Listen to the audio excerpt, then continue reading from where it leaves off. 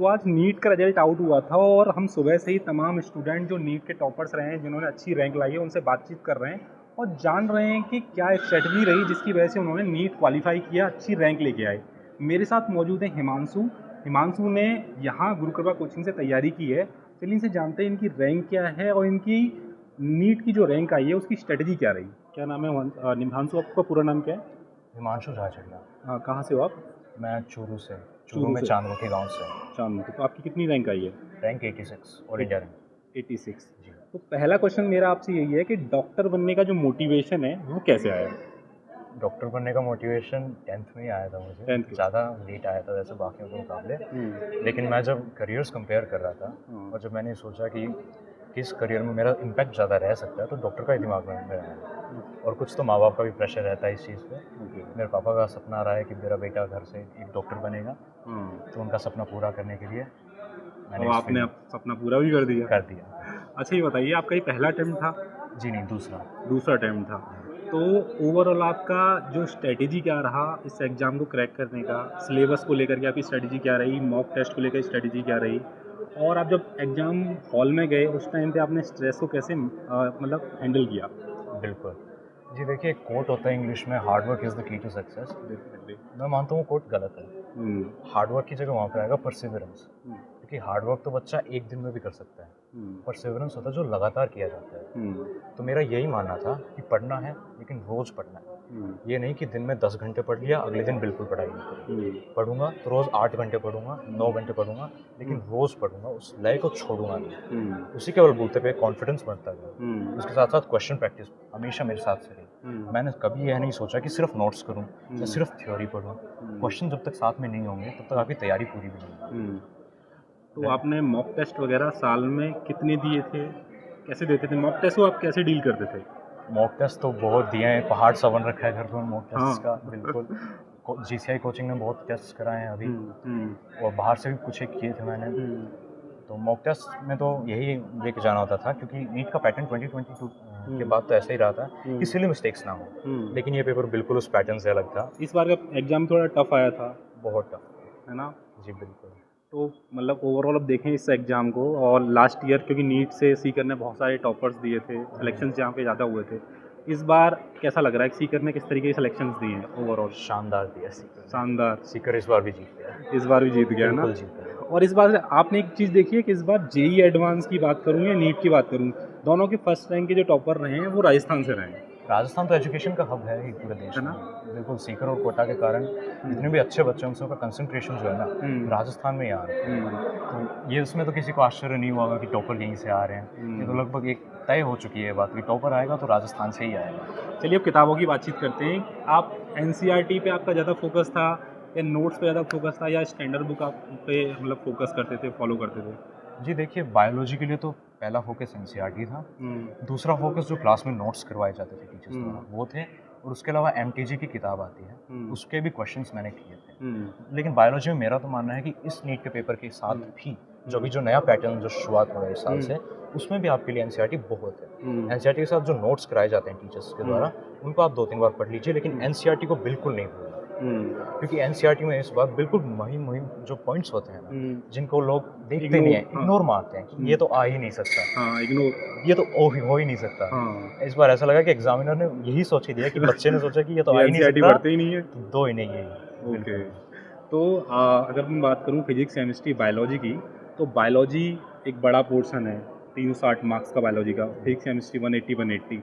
तो आपने बायोलॉजी को किस तरीके से ट्रीट किया सो दैट आपके मार्क्स ज़्यादा आ पाएँ और आप अच्छी रैंक ला पाएँ? और फिजिक्स और केमिस्ट्री को कैसे ट्रीट किया था आपने? देखिए, मैंने वैसे प्रायोरिटी तो बायोलॉजी को ही दी थी, क्योंकि मेरे जो मॉक टेस्ट होते थे उनमें बायो में सबसे कम नंबर आते थे। तो मुझे शर्म सी भी रहती थी कि बाकियों के तो बायो में काफ़ी अच्छे आते हैं, 360 में से 360 आ जाते हैं, मेरे कम कैसे रह जाते हैं। तो बायो को मैंने पहली प्रायोरिटी दी थी। बायो में कम से कम NCERT मैंने हर चैप्टर की लगभग 10 बार तो पढ़ी ही होगी। अरे वाह! वो तो मतलब NCERT वो कोर बन गया था, बेसिक उसने बहुत अच्छे से तैयार कर दिया था। इस तरह से पढ़ी जो है NCERT कि आप अगर आंखें बंद करो ना, तो आपके सामने वो पन्ने जो हैं उस पर जो लाइंस लिखी हुई हैं, ये ऑटोमेटिकली आपके दिमाग में आ जाना चाहिए कि NCERT तो उस लेवल से पढ़नी होती है बायोलॉजी। बात रही केमिस्ट्री और फिजिक्स की, तो इस साल के पैटर्न के बाद उनकी NCERT की तो इतनी वो इम्पोर्टेंस रही नहीं, खासकर फिजिक्स में। फिजिक्स में इस बार NCERT से बैक में जो क्वेश्चंस हैं उनसे आए थे, लेकिन थ्योरी जो है उससे कुछ नहीं आया। ओके। बिल्कुल। तो नोट्स वगैरह कभी आपने, आपके रूम में तो नोट्स होंगे, कभी ऐसा होता था कि आप बहुत ज़्यादा स्टडी कर रहे हैं तो बाथरूम में भी नोट्स लगा रखे हैं, ऐसा कहीं-कहीं पे रूम में या कहीं-कहीं जहाँ-जहाँ दिख रहा है आपको वहाँ-वहाँ नोट्स लगा रखे हैं? नहीं, लगाए तो नहीं थे, पर मुझे जब भी कुछ करता था मुझे वो सामने पढ़ाई ही आती थी। हाँ। ये बात तो रहेगी कि हुँ। मतलब थोड़ा बहुत कमरे की सफाई भी कर रहा हूँ तो दिमाग में फ़ॉर्मूले घूमते रहते थे। अरे वाह! मतलब पूरी तरह से इस तैयारी में मैंने खुद को खो दिया हुँ। कि 1 साल करूँगा तो सिर्फ़ नीट करूँगा, उसके अलावा कुछ नहीं। घर वालों का कितना सपोर्ट था? बहुत सपोर्ट है घर वालों का। हुँ। मैं लकी हूँ ऐसे घर वाले मिले हैं। हुँ। I am very thankful to them. हुँ। और यहाँ पे मैं अपनी बुआ जी के साथ रहता था, हुँ। उनके लिए भी मैं बहुत आभारी हूँ कि 1 साल उन्होंने मेरा इतना पालन-पोषण किया भतीजे ने है। कमाल कर दिया, बिल्कुल। है ना? तो मेरे माँ-बाप के साथ-साथ उनका भी नाम रोशन करने का मौका मिला है मुझे, हुँ। तो उस बात पे भी मेरे को गर्व होता है। अच्छा, आप मॉक टेस्ट वगैरह जब देते थे, तो बहुत सारे बच्चे ऐसे मॉक टेस्ट दे दिया, क्वेश्चन गलत निकल गया, तो एनालाइज़ नहीं करते हैं कि दिक्कत क्या हुई, क्यों हुई? आपकी क्या स्ट्रैटेजी थी जब क्वेश्चन गलत होते थे तो आप उसको एनालाइज़ करते थे, फिर उसको सही करते थे या आप छोड़ देते थे? देखिए, हमारे केमिस्ट्री के सर थे संदीप जाखड़ सर, हुँ। उन्होंने एक बात बताई थी कि हम ज़्यादातर तो क्या करते हैं, कुछ बच्चे होते हैं जो बिल्कुल नहीं देखते पेपर, हुँ। कुछ होते हैं जो गलत-गलत होते हैं, उनको देखते हैं। हुँ। लेकिन जो अच्छी तैयारी वाला बच्चा होता है, वो जो गलत हुआ उनको तो देखेगा, हुँ। लेकिन जिन क्वेश्चंस पे उसने तुक्का भिड़ाया है और वो सही हो गया, हाँ। वो भी ज़रूर देखना चाहिए। हुँ। तो उसके बिना तो आपको कुछ रहेगा नहीं, क्योंकि तुक्का भिड़ाया हुआ आपको याद नहीं रहेगा आगे भी। हुँ। तो मैं तो ये कहूँगा जो गलत है उनको देखना ही देखना है, नहीं देखोगे तो आप बड़ी लापरवाही कर रहे हो। लेकिन जिन क्वेश्चंस पे आपने ऐसी आँख बंद करके तुक्का भिड़ाया, आपका फ्लूक क्वेश्चन है जो, उसको भी आपको एक बार रिवाइज़ करना चाहिए, उसके भी कॉन्सेप्ट्स देखने चाहिए। अच्छा, जैसे आपका सेकंड अटेम्प्ट था, मैं जानना चाहता हूँ फर्स्ट अटेम्प्ट में आपके कितने मार्क्स आए थे? फर्स्ट अटेम्प्ट में 494 थे, रैंक थी 2,14,000। ओके, तो 1 साल की आपकी जो जर्नी थी, उसमें आपने ऐसे क्या इम्प्रूवमेंट्स किए जिन बच्चों का इस बार आप मान लो सिलेक्शन नहीं होता है, तो नेक्स्ट ईयर वो तैयारी अच्छे से कर पाएँ?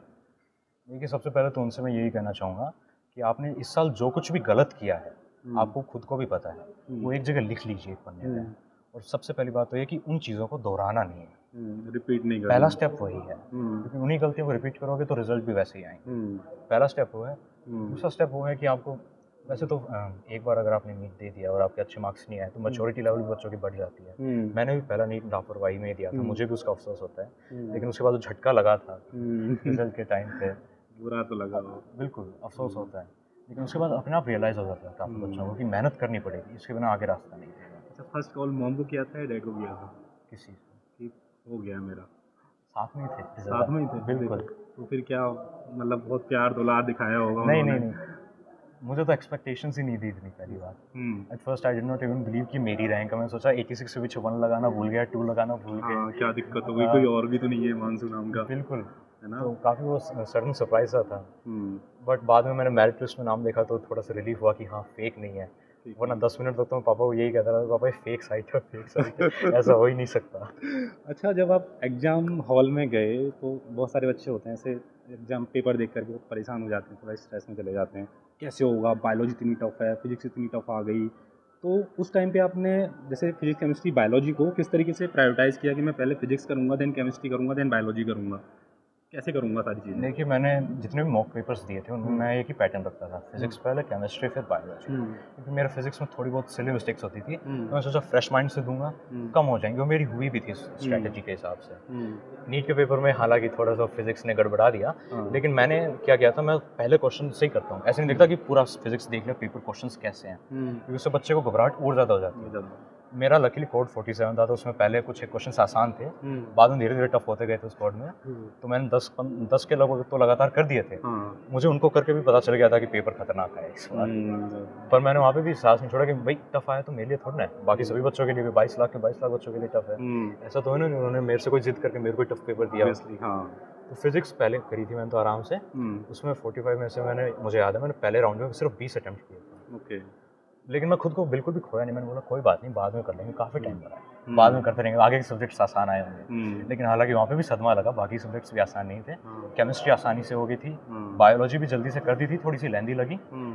लेकिन मैंने बाद में जब वापस फिजिक्स खोली तो मन में घबराहट सी तो हुई कि आधा घंटा बचा और अभी 20 क्वेश्चंस करने हैं। लेकिन वहाँ पे मैंने ऐसे खोया नहीं अपना अपना मन कि कोई नहीं, छोड़ देंगे क्वेश्चन ज़्यादा से ज़्यादा क्या जा रहा है, रिजल्ट अपना अच्छा जाएगा, पेपर अपना अच्छा गया है, खुद को मन में पता लग जाता है।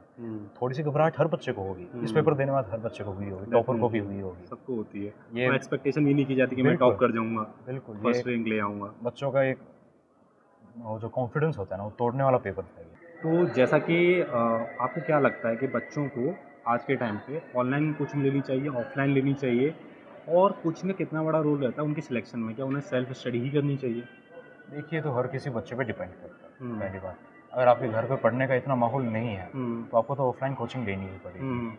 मेरे घर पे क्या था, मेरी छोटी एक बहन है, 1 साल की भी नहीं हुई है, तो अगर मैं घर पे रह कर तैयारी करता तो मुझे पूरा विश्वास है, तैयारी करने की वजह उसके साथ खेलता रहता पूरे साल। थोड़ा एंटरटेनमेंट हो जाए। बिल्कुल, तो मैंने थोड़ा सा सेक्रीफाइस किया वहाँ पे। मैंने प्लान बनाया कि नहीं, सीकर आके पढ़ेंगे, 1 साल कर लेंगे, बाद में उसके साथ खेलेंगे। तो ऐसे हर बच्चे के साथ पर्सनल एक्सपीरियंस है हर किसी का, आपको जो सूट करे आप वो ही कीजिए, मैं तो यही कहना चाहूँगा। बाकी इन सब में देखिए, कोचिंग वगैरह का मैं तो मानता हूँ कि हिस्सेदारी होती है वो 30 to 40% होती है, बाकी बच्चे पे होती है। पढ़ने वाला बच्चा हर जगह पढ़ सकता है। ठीक है, चलिए आपको बहुत बहुत बधाई धन्यवाद। और आगे के लिए शुभकामनाएं।